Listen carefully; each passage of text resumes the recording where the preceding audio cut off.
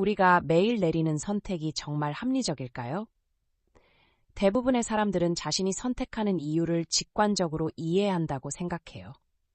그런데 사실은 그 과정에서 심리학적 요소가 더욱 중요한 역할을 한다는 걸 알고 계셨나요? 맞아요. 우리가 어떤 결정을 내릴 때 그 결정의 배경에는 무의식적인 편견이 자리 잡고 있어요. 예를 들어 사람들이 자주 사용하는 휴먼 바이어스라는 개념이 있어요. 이건 우리가 정보를 처리하는 방식에 영향을 주는 여러 가지 심리적 요인들을 말해요. 사람들이 무언가를 선택할 때 그 선택이 얼마나 합리적이었는지를 스스로 평가하는 경향이 있죠. 하지만 그 평가가 항상 정확하지 않다는 점이 문제예요. 그러니까 우리가 생각하는 것보다 더 많은 편견이 작용하고 있다는 거군요. 정확해요. 사람들이 흔히 믿고 있는 것 중 하나는 선택이 전적으로 개인의 자유의지에 의해 이루어진다는 거예요. 하지만 연구에 따르면 우리가 내리는 많은 선택은 우리의 감정이나 환경, 심지어는 주변 사람들의 영향에 의해 결정되는 경우가 많아요. 예를 들어 상대적 선택이라는 개념이 있어요. 이는 우리가 다른 옵션과 비교했을 때 더 나은 선택을 한다고 느끼는 경향을 말해요. 실제로 사람들이 어떤 상품을 선택할 때 그 상품이 얼마나 좋은지보다 그 상품이 다른 상품과 어떻게 비교되는지가 더 큰 영향을 미치는 경우가 많아요. 그러니까 선택의 맥락이 그 선택의 의미를 크게 바꿀 수 있다는 거군요. 맞아요. 이런 점에서 선택의 아키텍처라는 개념이 중요해요. 이는 사람들이 선택할 수 있는 방식을 어떻게 구성하느냐에 따라 그들의 선택이 어떻게 달라질 수 있는지를 설명해요. 예를 들어 어떤 식당에서 메뉴를 구성할 때 사람들이 가장 많이 선택할 수 있는 옵션을 앞에 배치하면 자연스럽게 그 선택을 더 많이 하게 되는 거죠. 흥미롭네요. 선택이 이렇게 쉽게 조작될 수 있다니. 그렇죠.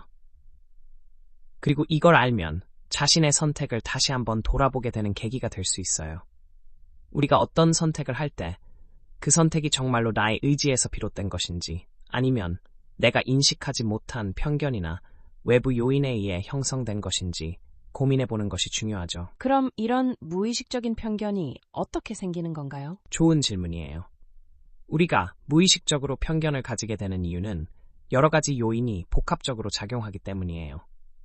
예를 들어 사회적 고정관념이나 과거의 경험이 우리의 선택에 큰 영향을 미칠 수 있어요. 심리학자들이 연구한 바에 따르면 어떤 사람들은 특정 그룹이나 카테고리에 대해 부정적인 인식을 갖고 있을 수 있고 이로 인해 그 그룹에 속한 사람이나 사물을 선택하는 데 있어 편향된 결정을 내릴 수 있어요. 결국 우리의 선택이 단순히 개인적 판단이 아니라는 거군요. 바로 그거예요. 그래서 우리가 선택하는 과정에서 이런 심리적 요소를 인식하는 것이 중요해요. 이를 통해 우리는 보다 나은 결정을 내릴 수 있는 가능성을 높일 수 있죠. 이 부분은 정말 중요한 것 같아요. 무의식적인 편견을 인식하는 것이 스스로 발전하는 데 도움이 될 수 있겠네요. 맞아요. 그리고 이런 이해가 자기 개발에 어떻게 기여할 수 있는지를 아는 것도 중요해요.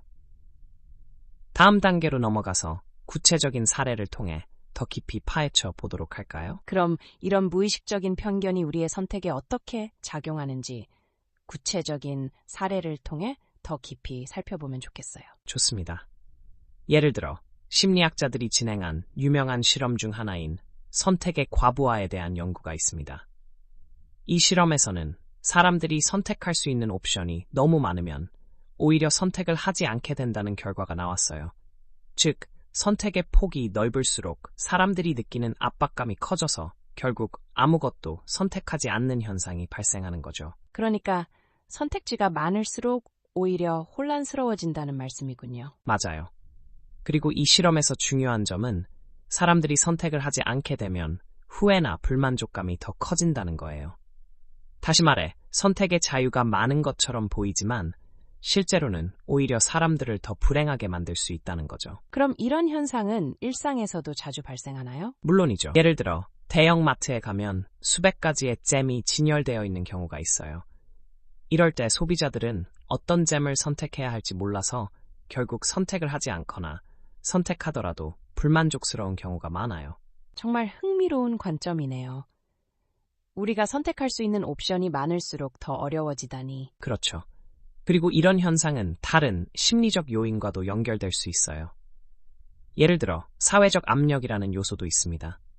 사람들이 어떤 선택을 할 때 주변 친구들이나 가족 혹은 사회적 기준에 영향을 받을 수 있다는 거죠.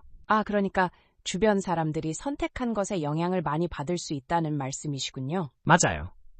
특히 사람들이 자신의 정체성을 형성하는 과정에서 이런 사회적 압력이 더욱 두드러지죠.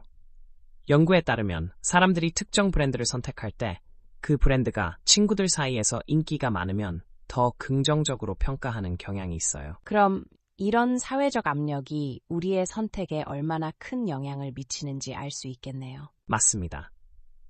심리학자들은 이를 사회적 비교 이론이라고 부르는데요.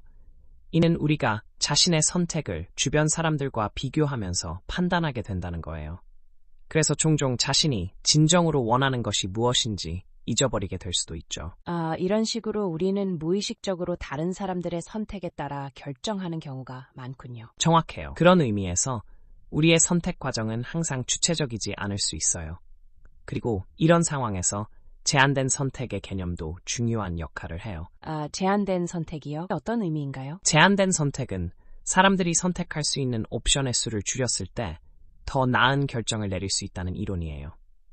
예를 들어 어떤 상품을 고를 때 10개의 옵션이 아니라 3개의 옵션만 제시하면 사람들이 더 쉽게 결정할 수 있다는 거죠. 그러면 선택할 수 있는 옵션이 적을수록 결정이 더 쉬워진다는 말씀이군요.